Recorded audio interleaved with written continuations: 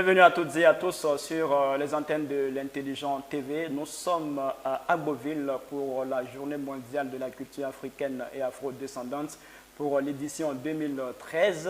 À l'occasion de cette célébration, nous avons décidé d'offrir à nos téléspectateurs une émission débat sur le thème les jeunes et la culture. Pour ce thème, nous avons fait appel à 3 leaders de jeunesse ici à Agboville. À ma droite sur ce plateau, nous avons Cheikh Omar Kanté. Bonsoir. Bonsoir Ibrahim. Vous êtes activiste, consultant informatique au ministère de la Santé, président du MJA Intellect Côte d'Ivoire, MJA qui signifie Mouvement pour une jeunesse africaine. Merci à vous d'avoir accepté notre invitation. Juste à ma gauche sur ce plateau, nous avons Dosso El Lassina. Bonsoir. Bonsoir Khalil. Alors, vous êtes professeur de philosophie de fonction, secrétaire général du Conseil national des jeunes de l'Agnébi, Tiassa. Merci à vous d'avoir accepté notre invitation. Juste à côté de vous, nous avons M. Monet Christian Gauthier. Bonsoir. Bonsoir Ibrahim. Merci à vous d'avoir accepté notre invitation. Vous êtes stagiaire à la direction de l'hygiène publique et de la santé environnement, par ailleurs président des jeunes du quartier résidentiel nouveau. Voilà ainsi présenté nos invités. Nous allons dans quelques instants aborder le thème. Mais bien avant, je voudrais que vous puissiez vous prononcer sur cette actualité qui est la célébration de la Journée mondiale de la culture africaine et afro-descendante qui est célébrée à Agboville pour cette édition. Alors, Cheikh, qu'est-ce que cela vous inspire, une journée pour célébrer la culture africaine? D'abord, il faut dire que la culture, c'est un ensemble de traits distinctifs spirituelle, matérielle, religieuse, qui caractérise un groupe, notre société. Déjà, venir à Agboville célébrer cette journée, c'est d'abord une grâce pour la jeunesse d'Agboville. Et c'est une opportunité qui s'ouvre à tous les jeunes de par cette canal, s'exprimer, essayer de présenter leur tradition à travers la présentation de cette culture qui a d'abord une face au plan national. Et je pense que c'est la bienvenue. On va s'y donner parce que c'est très important pour la culture. D'accord. Alors, Dosso El Lassina, quelle est votre appréhension de cet événement, la Journée mondiale de la culture africaine qui, je voudrais le préciser, a été adoptée en 2019 par l'UNESCO à l'occasion de la 40e session de son assemblée générale. Alors Lassina, votre opinion sur cette célébration? Alors, je suis d'autant plus heureux. Je remercie d'abord l'antenne de l'Intelligent TV de nous permettre de nous exprimer sur cette célébration de la Journée mondiale de la culture africaine. Elle est d'autant plus positive et nous ne pouvons en tant que jeunes d'apprécier et de recevoir vraiment avec salutation cette célébration qui permettra un tant soit peu de mettre à nu et véritablement de permettre aux jeunes, sinon aux Africains qui ne maîtrisent pas véritablement la culture africaine, de faire connaissance et aussi de dépasser leur propre culture ici, parce que là on parle de l'Afrique maintenant à un autre niveau. C'est nous, jeunes d'Agboville, qui sont les plus heureux parce que nous accueillons cette énième édition de célébration de la Journée mondiale africaine de la culture. Alors, Monet Gauthier, j'imagine c'est le même sentiment pour vous? Oui, c'est le même sentiment. Je crois que c'est un honneur fait à l'Afrique, à la Côte d'Ivoire et particulièrement à la population d'Agboville, singulièrement la jeunesse, et qui n'est pas toujours au cœur des activités culturelles. Et cette fois-ci, on vient nous présenter une journée mondiale de la culture qui, en un point douté, est une marque qui démontre l'attachement de l'État à pouvoir faire de la culture un pan du développement. Et avec la jeunesse qui est la plus nombreuse de la population, je crois que si elle s'accorde avec, si nous nous accordons, pour ne pas dire en battant le pas avec l'État, je crois que c'est un élément primordial pour le développement de la Côte d'Ivoire. D'accord, nous allons attaquer à présent le sujet de cette émission, les jeunes et la culture. Alors, je reste avec vous, M. Gauthier. Alors, quel est le constat que vous faites de la relation jeune-culture? Merci. Avant, j'aurais dû commencer par là, remercier l'Intelligent TV avant de répondre à vos différentes questions et puis échanger sur ces mots, sur ce thème-là. Ce thème est invocateur. Il est primordial pour nous parce que c'est maintenant que nous prenons conscience que la culture est notre identité. Et de plus en plus, nous remarquons que c'est vrai que c'est notre identité, mais nous nous détachons de cette identité-là qui est la nôtre pour s'attacher les valeurs de notre identité qui est un peu plus occidentale. Mais bon, on ne va pas... nous devons vraiment travailler à ce que nous puissions ramener cette identité-là qui est en train de se perdre. Alors, quand je vous écoute, je me fais une idée de votre opinion sur ce sujet. Est-ce que pour vous, les Africains, sinon les jeunes, sont acculturés?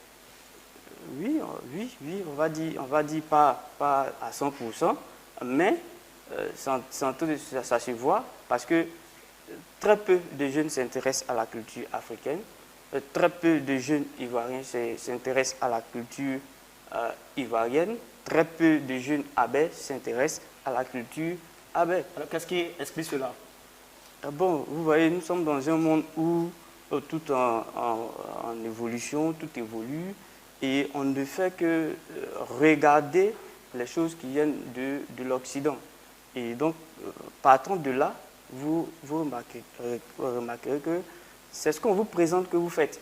Et à force de regarder les choses qui viennent de l'Occident, vous ne faites que les choses de l'Occident. Et vous ne vous intéressez pas ou peu à ce qui se fait chez vous. Alors, Dosso, vous Oui. qui êtes professeur de philosophie, Oui. c'était un sujet de dissertation, les jeunes et la culture.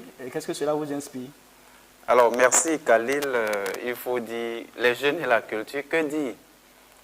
Aujourd'hui, les jeunes sont éloignés catégoriquement de la culture. C'est un constat amer, mais il faut le dire, c'est ce qui est la réalité. Et donc, nous, à notre niveau, on sait que véritablement, la jeunesse s'éloigne de plus en plus, n'est pas ancrée dans la culture comme cela devait être, parce que, quoi qu'on dise, il faut que chaque peuple, il faut que chaque communauté fasse la promotion de sa culture, disons, sinon de son identité. Ça doit être même, je pense, l'élément identitaire qui doit définir une communauté, c'est bien évidemment à travers sa culture. Mais force est de constater de façon très amère que les jeunes ici, en Afrique, sinon disons particulièrement ici en Côte d'Ivoire, se sont éloignés, sont acculturés, si on veut dire, dans la majeure partie.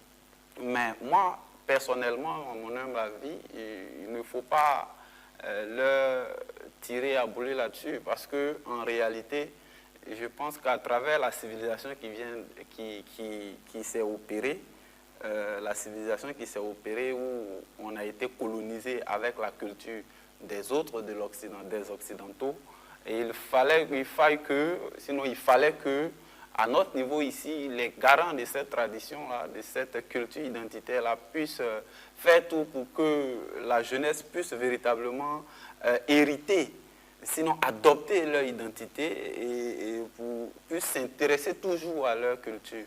Mais malheureusement, peu de choses sont faites parce que la mondialisation implique la liberté de culture. Et donc aujourd'hui, quand on regarde dans la vulgarisation au niveau de nos chaînes télé, au niveau de nos écrans, à tous les niveaux, je dirais vestimentaires, au niveau même des musiques qui sont prônées, tout nous parvient de l'extérieur. On copie, je dirais, de façon très négative. Et donc aujourd'hui, on ne peut pas en vouloir à une jeunesse qui ne fait que s'adonner à ce qu'elle voit chaque jour, à ce à quoi elle est confrontée chaque jour. Et donc, comme on le disait, l'homme, la manière d'agir de l'homme dépend, sinon est tributaire de la société dans laquelle elle vit. C'est vrai, on est dans une société africaine, mais nous vivons occidentale. Cela me fait penser à Frantz Fanon qui, à travers son ouvrage Peau noire, masque blanc, Et il ne s'agirait en rien de dire je suis noir et puis faire tout ce qui est blanc, ou sinon, je veux dire, adopter la culture occidentale.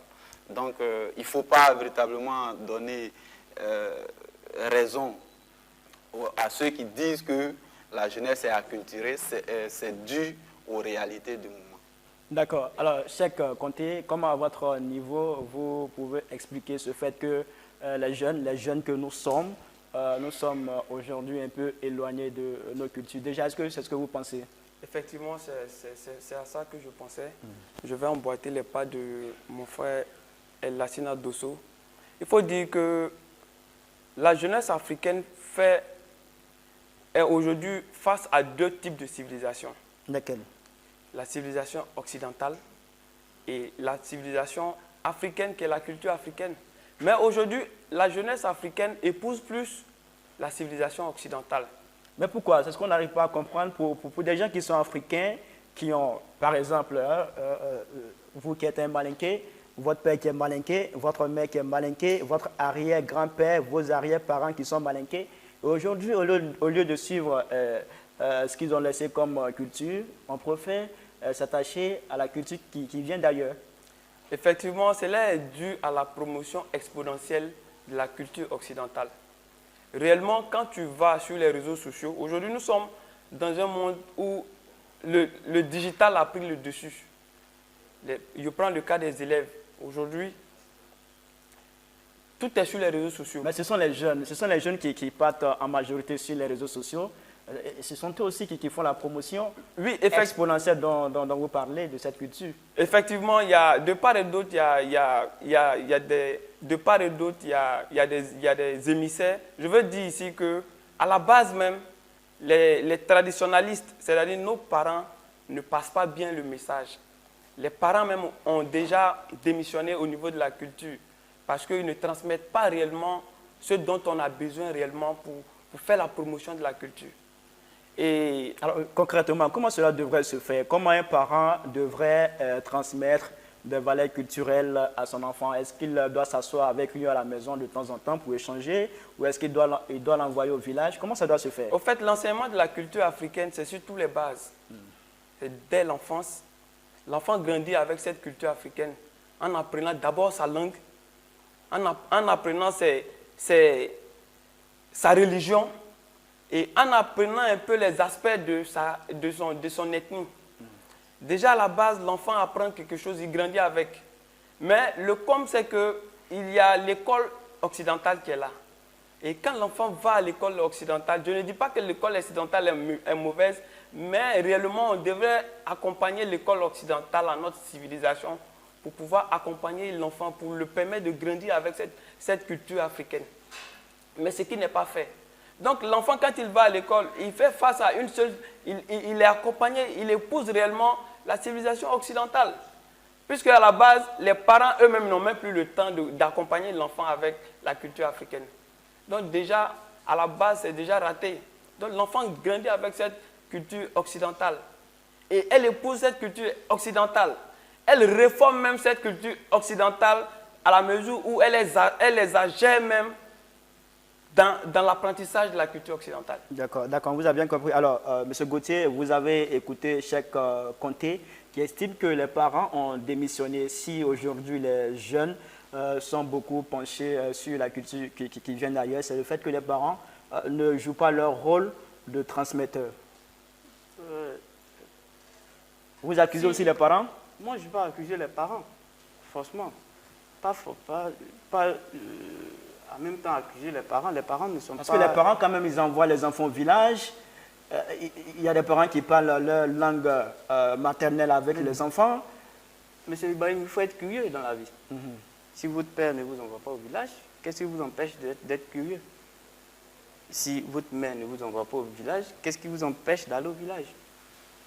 Est-ce qu'on vous a interdit votre village? Est-ce qu'on a interdit à quelqu'un d'aller vers sa culture? En aucun moment, on a interdit à un jeune d'aller vers sa culture. Il faut aller vers la culture et non le contraire.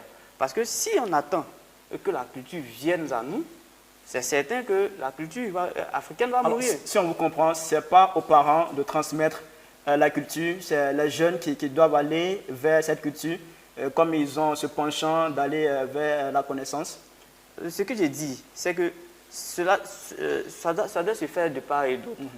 Vous voyez, un père qui a une connaissance ne donne cette connaissance au fils que lorsqu'il est intéressé.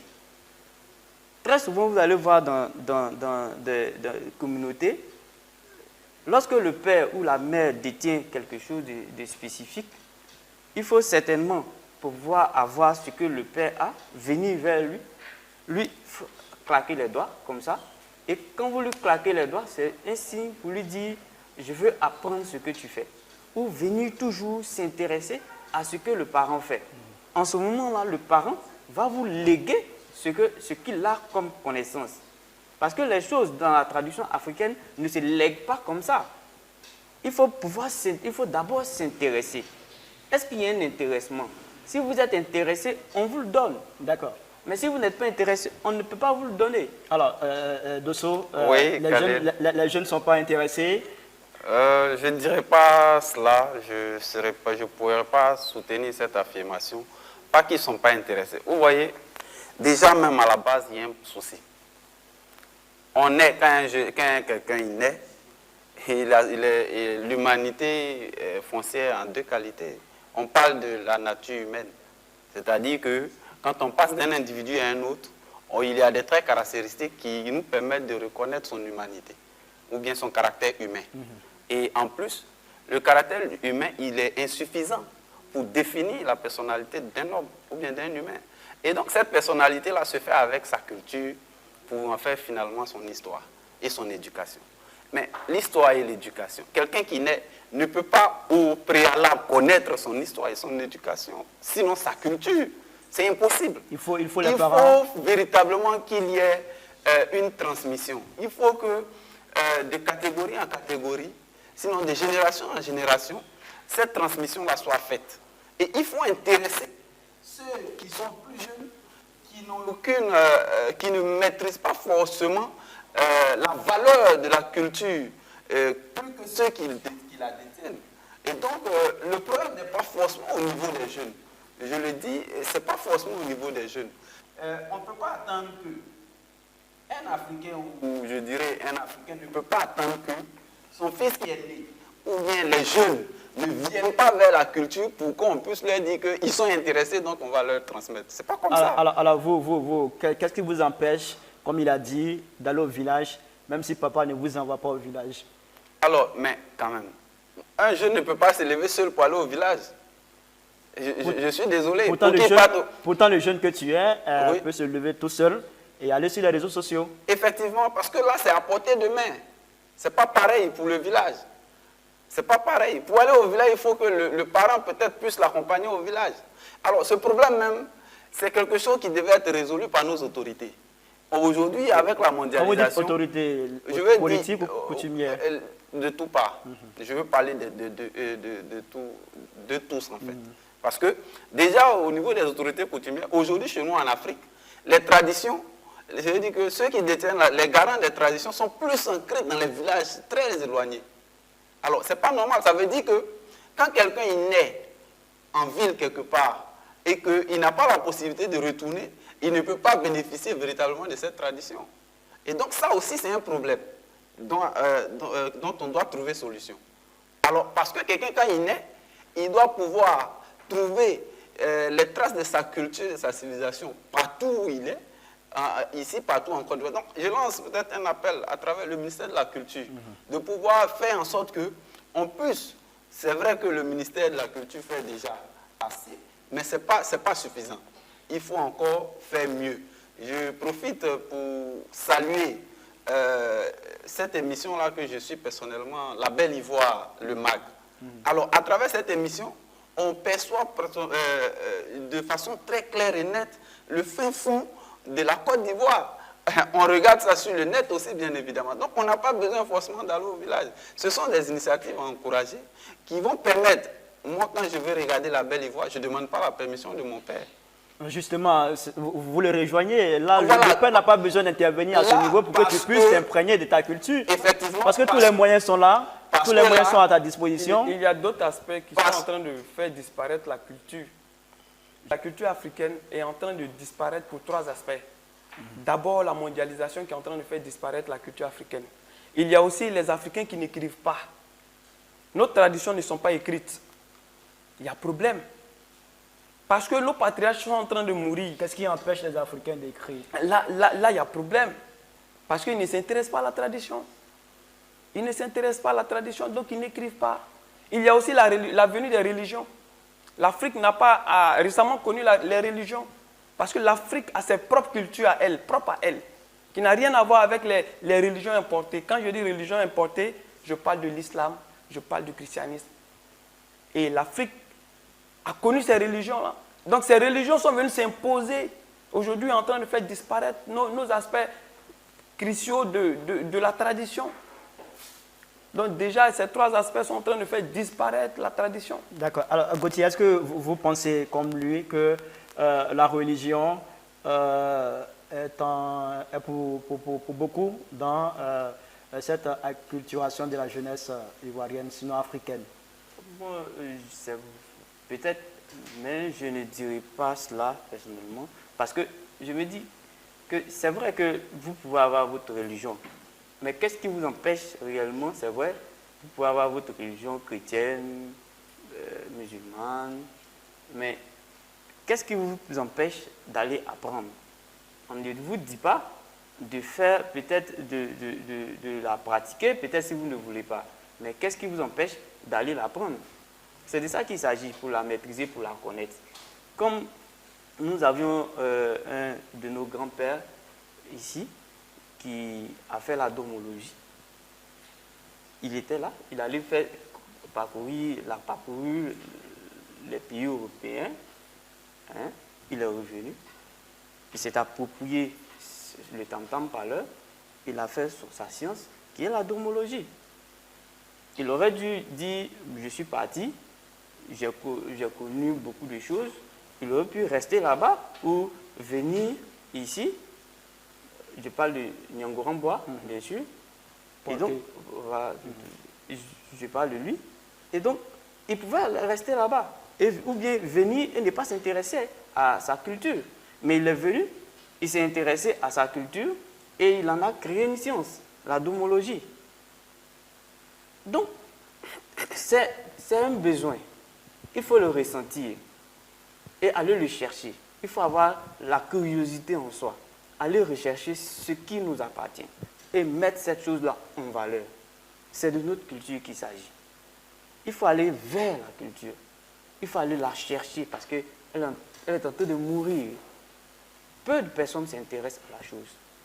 Donc, nous qui sommes jeunes, qui voyons que nous avons certaines valeurs, et ces valeurs-là sont en train de mourir, des valeurs africaines sûres qui sont en train de mourir, pourquoi ne pas s'approprier ces valeurs-là? Ne pas aller vers chercher ces valeurs-là et ensuite les valoriser, permettre à certaines personnes de s'approprier ces valeurs-là pour le bien-être de tous. Alors, le constat que je fais sur ce plateau, c'est que tous les 3, vous êtes habillés de façon, on va dire, pas traditionnelle. Il porte un polo, une chemise. Bon, je suis pratiquement le seul à être africain. C'est vous, en réalité, le problème. Merci. Voilà, merci bien. J'étais en train de le dire. Alors aujourd'hui, pour paraître beau, pour paraître chic, comme on le dit aujourd'hui dans un langage entre griffes, pour paraître chic, pour les jeunes filles bon pain, il faut véritablement être swag, comme le dit entre griffes. Et donc pour cela, aujourd'hui, les valeurs même, je veux dire, les habillements propres à l'Afrique, sinon à nos traditions, ne sont pas valorisés. On ne les utilise que pour montrer dans les mariages, je veux dire religieux, traditionnels, pardon, pour mettre en valeur nos traditions. Lui-même, qui est en train de dire que, je veux parler de M. Christian Gauthier, qui est en train de dire que il faut aller vers, vous venez de faire un constat pour dire que il n'est pas, cela sous-entend qu'il est en contradiction avec ce qu'il dit, parce qu'il n'est pas à l'éveil, il est en jean et il est en chemise. Il aura l'occasion de s'expliquer. Effectivement, je le dis, voilà. Donc, moi, par exemple, je le dis, pour s'habiller aujourd'hui en pagne traditionnelle, ou bien dans une tradition africaine, c'est difficile. C'est carrément difficile. Pourquoi c'est difficile? C'est difficile parce que c'est quand même... Monsieur Dosso, quand vous partez sur le marché, il y a tellement de tenues traditionnelles, oui, mais c'est coûteux. Tellement de pagnes. C'est coûteux. Ça coûte combien? C'est de tout ça que je parle. C'est ce qui fait le morceau de pagne. Le morceau de pagne coûte 1000 francs. C'est coûteux, 1000 bien francs. évidemment. Non, allons-y. Aujourd'hui, tu portes un morceau de pagne de 1000 francs, ils vont te vomir.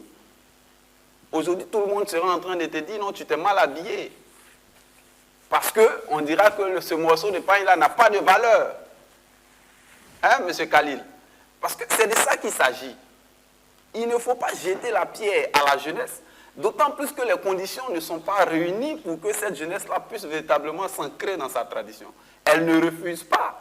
Mais les habits traditionnels, quand vous partez à Bassam, c'est là-bas qu'on en trouve beaucoup. Quand vous partez, par exemple, je veux dire, vers Boaké, on voit les pagnes kita. Alors, si notre tradition qui doit être transmise de façon, je veux dire, très simple, elle doit coûter encore plus cher. Donc, vous voyez que ces conditions empêchent véritablement l'homme d'aller vers... Alors, vous estimez que le morceau de pagne qui coûte 1000 francs est cher, et pourtant, les jeunes sont capables de débourser 1000 francs, 2000, 3000 pour aller sur les réseaux sociaux, oui, seulement pour liker les photos. Parce qu'on fait la promotion des réseaux sociaux. À ce niveau, voici le problème. Le problème est que depuis la base, l'enfant n'a pas été inculqué à la culture africaine.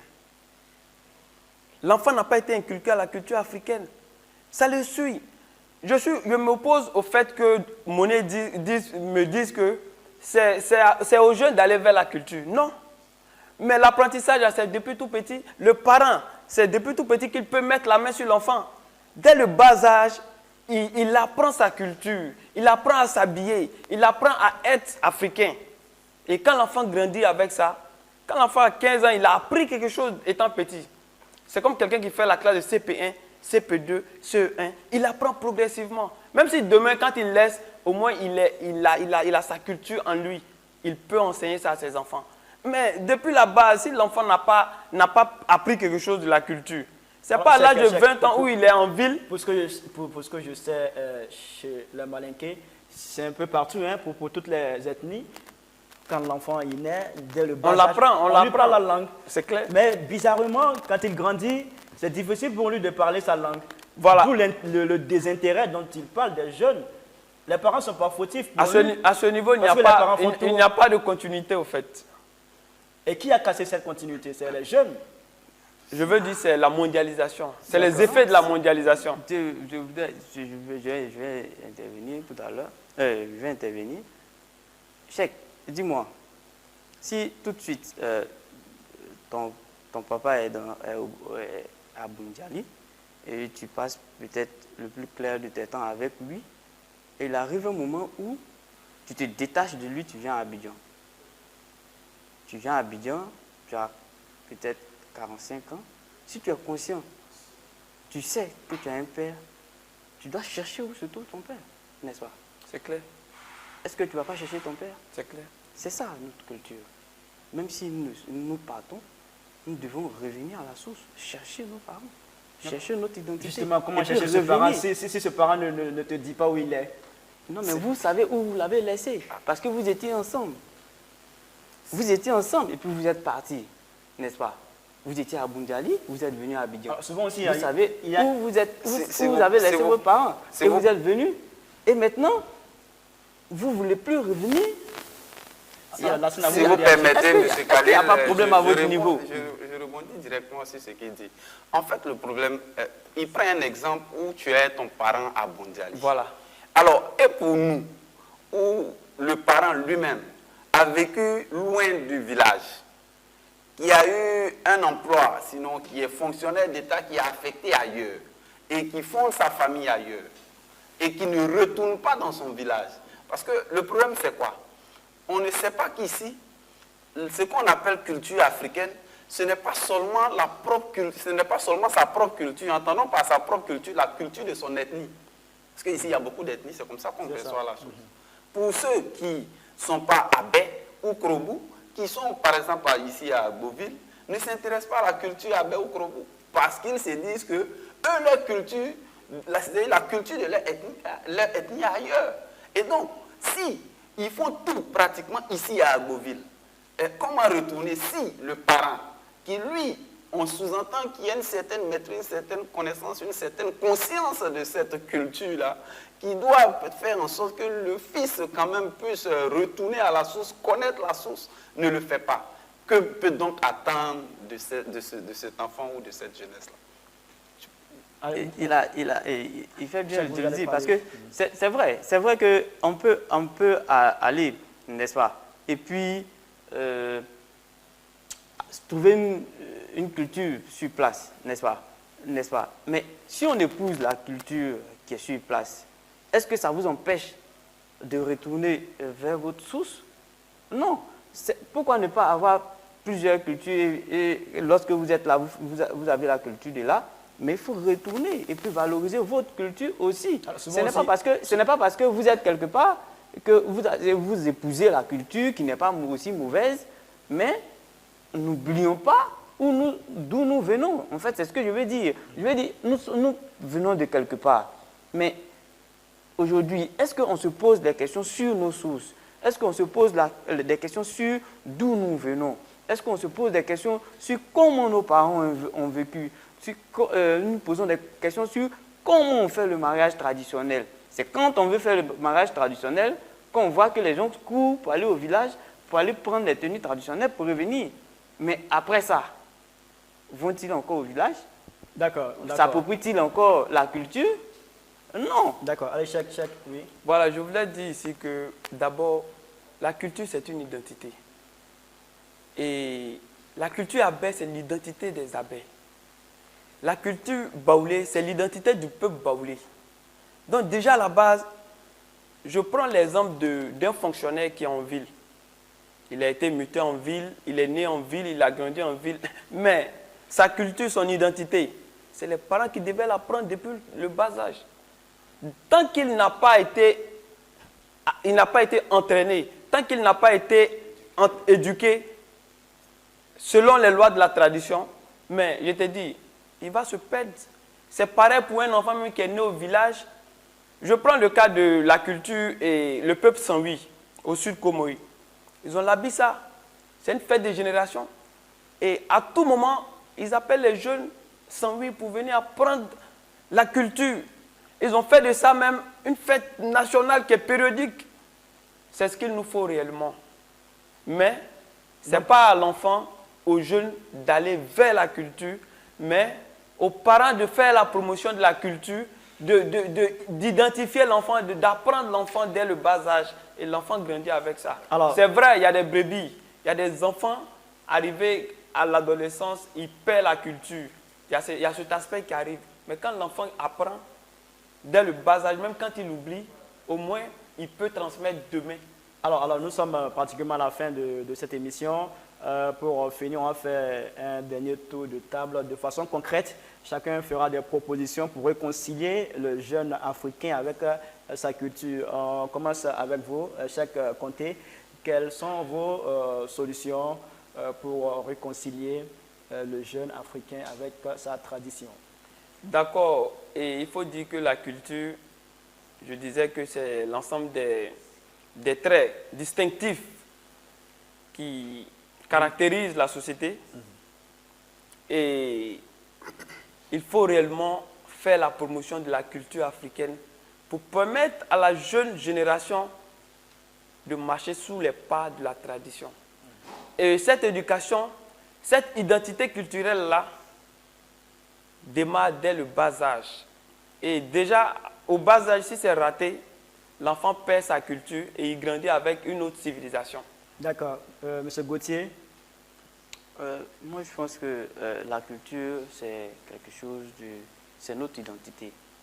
Il faudra peut-être, dans les écoles primaires, dans les collèges, dire à chaque, peut-être périodiquement, à chaque élève de venir s'habiller, peut-être une fois peut-être dans un trimestre ou au milieu de l'année, dire à chaque élève, mais bon, aujourd'hui c'est lundi, venez avec votre habillement. Ça peut se faire au primaire, ça peut se faire au secondaire aussi. Si tu es sénoufo, habille-toi en sénoufo et viens à l'école, ce jour-là spécifiquement. Tu es à baie, tu portes ta tenue traditionnelle à baie, tu viens à l'école. Ainsi de suite.